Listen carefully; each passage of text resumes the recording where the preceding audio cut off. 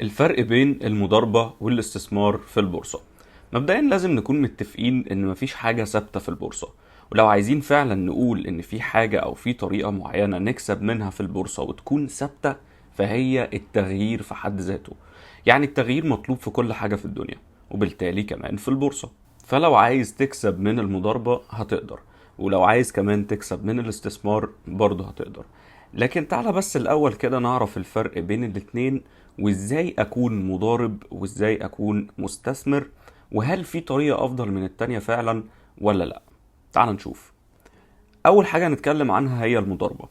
من الاخر المضاربة عبارة عن واحد اشترى سهم بسعر معين وناوي ان هو يبيعه خلال الفترة القريبة اللي جاية. ممكن يوم، ساعة، ممكن اسبوع، شهر، ولكن فترة قريبة ما تزيدش عن 6 شهور، سنة. هيبيعها طبعا بسعر اكبر ويكسب الفرق ما بين السعر الاول والسعر التاني، ويحقق بكده الربح بتاعه. ودي عملية تجارة زي اي تجارة موجودة في العالم. اشتريت حمولة تفاح مثلا بسعر، وبعتها بسعر تاني وكسبت الفرق. والفترة الزمنية اللي بتتم فيها عملية المضاربة دي من يوم لشهرين لتلاتة، بحد أقصى زي ما قلنا 6 شهور، ولكن زي ما قلنا هي فترة قريبة. وده لأن المضاربة في الأساس بتدور على ربح سريع، ومش مهم يكون كبير، ولكن برضه ليها عيوبها. وعيوبها أهمها بالنسبة لي أو من وجهة نظري، تحليلك للسهم ده ممكن بنسبة كبيرة يكون خطأ، أو يحصل أي ظرف خارجي أو داخلي، يعني ممكن من البلد أو السياسة أو من الشركة نفسها من جوه، يؤدي إلى هبوط سعر السهم وتتسوح على طول في نفس الوقت ده. لأن أنت شاري بسعر، مستني طبعا يومين تلاتة عشان تبيع. ممكن جدا يحصل في الوقت ده يومين تلاتة الهبوط، ممكن يحصل في ساعة، ممكن يحصل في الشهرين تلاتة، وهكذا. فمش هتقدر تسيطر على فكرة الشراء والبيع. نخش بقى على الجزء التاني اللي هو الاستثمار. والاستثمار هو عكس تماما المضاربة، وده لأن المستثمر بيدور على شركة قبل ما يدور على سعر السهم. يعني ايه؟ يعني والله المستثمر بيدرس الأول السوق، بيدرس بعد كده قطاعاته، وبعدين بيدرس من القطاع اللي هو اختاره الشركات التابعة للقطاع ده، وبعدها بيدرس الأسهم ويشوف إذا كانت الشركة دي أدائها المالي والأساسي كويسين الأول ولا لأ، وبعدين يشوف سعر السهم منطقي بالنسبة لأداء الشركة ولا لأ، وبعد تحليل عميق للسهم ده يقدر يطلع بقرار الشراء من عدمه. وبالتالي فالمستثمر بيدور على مكسب كبير على فترة زمنية طويلة، واللي هي بتتراوح من سنتين تلاتة طبعا ل10 سنين، ويمكن طول العمر.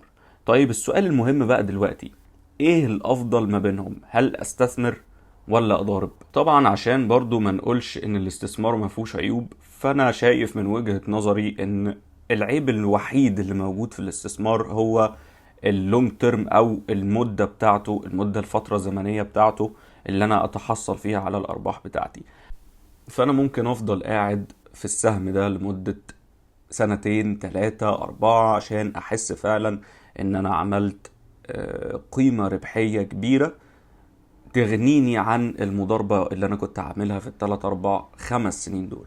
نرجع بقى لسؤالنا، وهل فعلا الاستثمار احسن من المضاربة ولا المضاربة احسن من الاستثمار؟ للأسف السؤال ده مش سهل خالص، وده لان ظروف وطبيعة كل واحد فينا مختلفة عن التاني. يعني في واحد يقدر يستثمر بس ما يقدرش يضارب، وفي واحد العكس، وواحد تاني يقدر يعمل الاتنين مع بعض عادي جدا.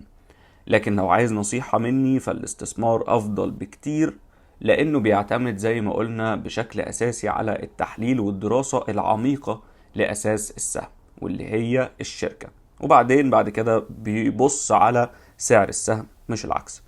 ده غير انك في الاستثمار هتقدر تستفيد من الأرباح الموزعة سنويا من الشركة. ده طبعا لو كانت الشركة بتوزع أرباحها على المستثمرين، وممكن جدا الأرباح دي توصل لنسب كبيرة، ممكن تعدي ل20-30% بعد سنتين تلاتة. ودي طبعا نسبة كبيرة جدا، زي ما احنا شايفين أكبر من البنوك وأكبر كمان من النسب بتاعت الاستثمار في الذهب. على الأقل هي بتدخل لك فلوس، مش يعني مصدر تمويل، مش مجرد ان انت بتحتفظ برأس المال من مخاطر التضخم. اكتبوا لي تحبوا نتكلم عن ايه الحلقة الجاية، وما تنسوش بقى تعملوا اللايك والسبسكرايب والكلام ده. واللي ما شافش فيكو الحلقات اللي فاتت من البودكاست يرجع يشوفها او يسمعها يعني، عشان مهمة. واخر حاجة، الكورس موجود على البيج بتاعة اليوتيوب كامل ومجاني، تكنيكال يعني فني ومالي. وربنا وفقكم. سلام.